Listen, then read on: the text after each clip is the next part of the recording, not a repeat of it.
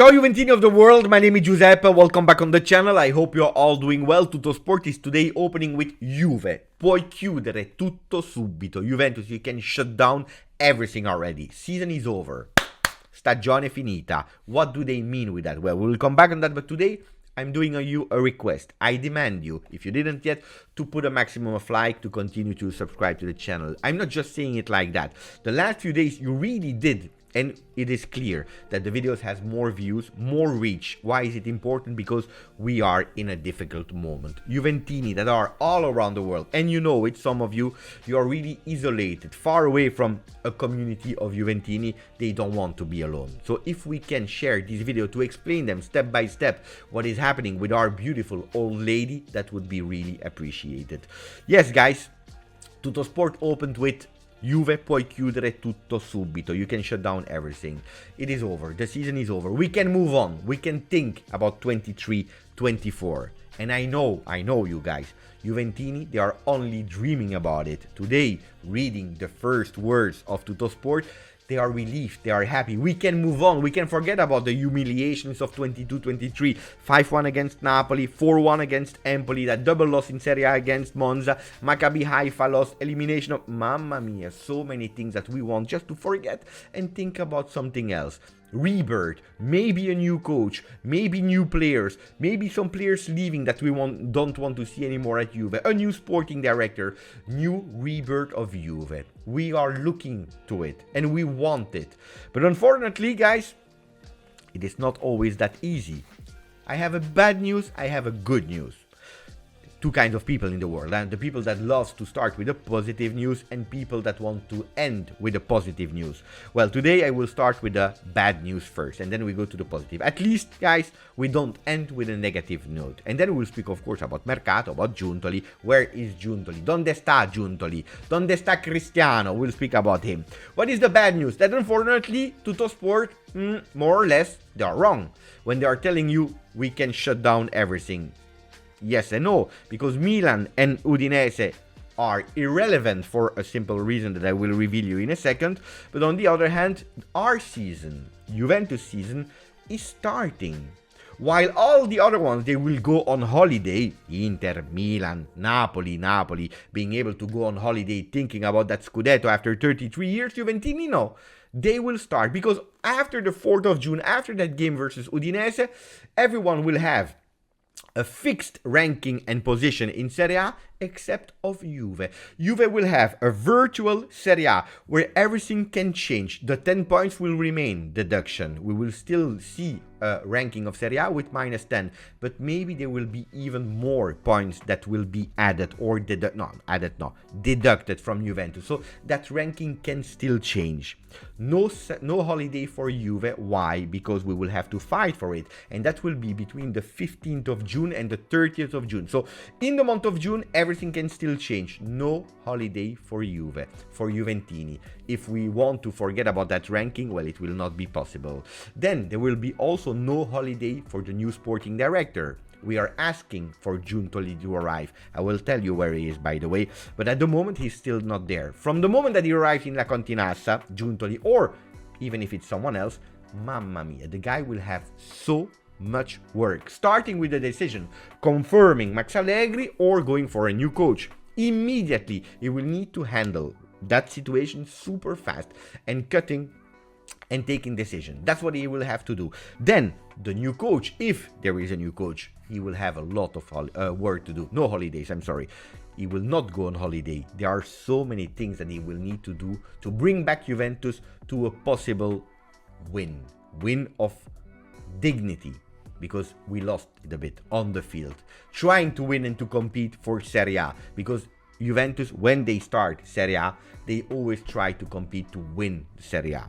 And the new coach, regardless of who it is, a young one, an old one, an experienced one, a foreign one, or even Max Allegri, they will have to have the objective to try to win against Serie A in 23-24. Will it be easy? Absolutely not. And then in the month of June, the Mercato will start again. And we are already late because Mercato, I don't know if you know or not, but the strategy, the plans are already made in December, January, the first contacts for the next season. We are totally late. But I also have good news to share. Yesterday, Inter won the Coppa Italia final.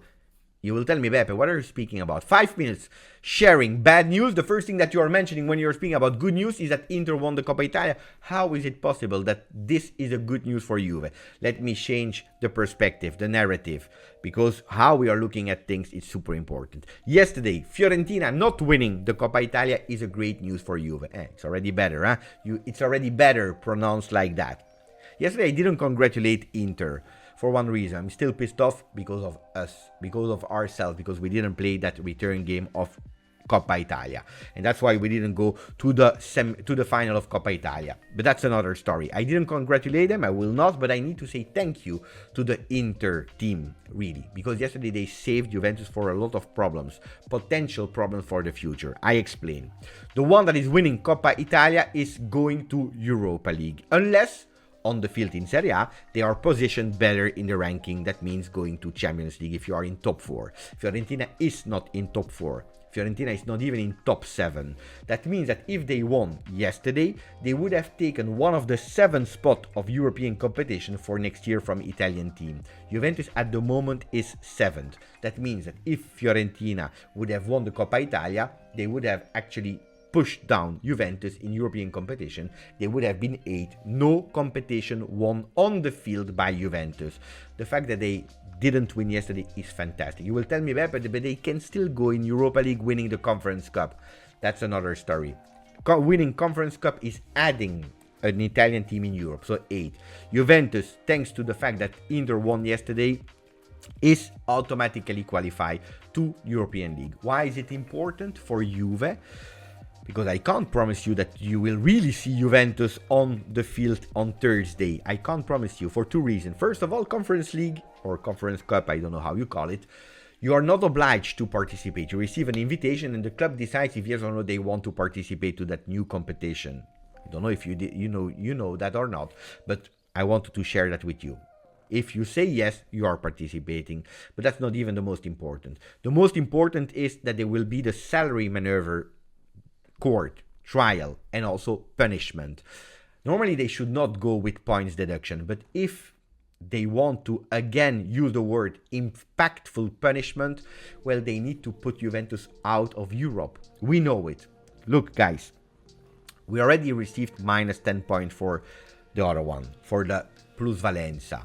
And that had created a big impact because you don't participate to Supercoppa and most importantly, you will not participate to Champions League edition of 23-24. If the salary maneuver will actually punish Juventus with point deduction, you are out of European competition. Why is that important? For one big reason. Because if Juventus was 8 and you take away points from Juve, you can finish even 17th. It doesn't change anything for Juve.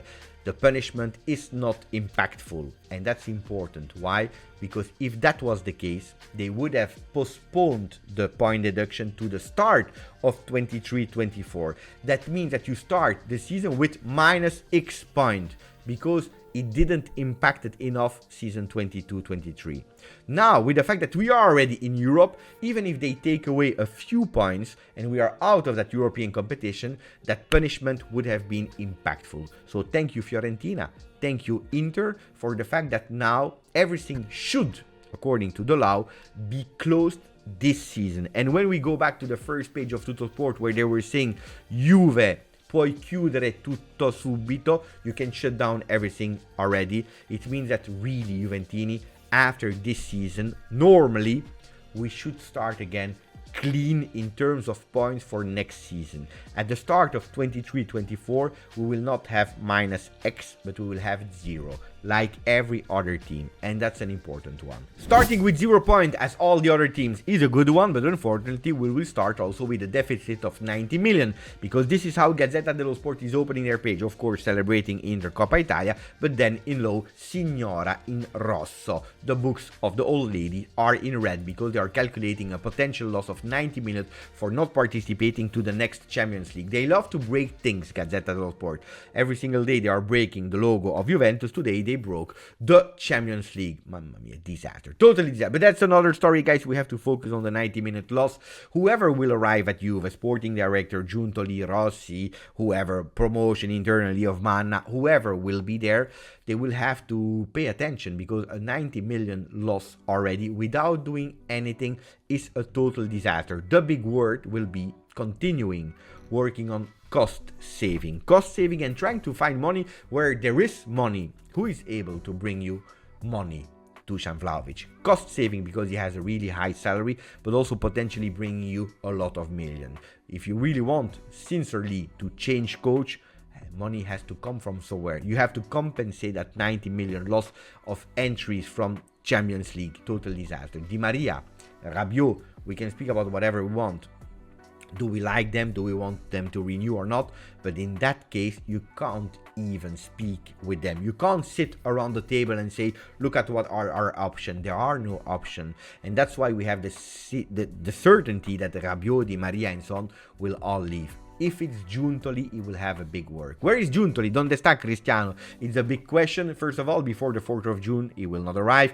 Has a Scudetto to celebrate on the field. And then there is another problem. What is the problem? That if it was only Giuntoli that wanted to leave Napoli, probably De Laurentiis would have freed him immediately. He would say, you know what, I am the creator of Napoli, my ego, you are nothing, I can do it without you. The problem is that since he spoke to, I believe, Paramount Plus, to my friend Marco, and he said, we are opening a winning cycle, winning in Italy, continuing to confirm ourselves, but also trying to win the Champions League. Since that day, everyone wants to leave Napoli. Disaster. And he's saying, I know.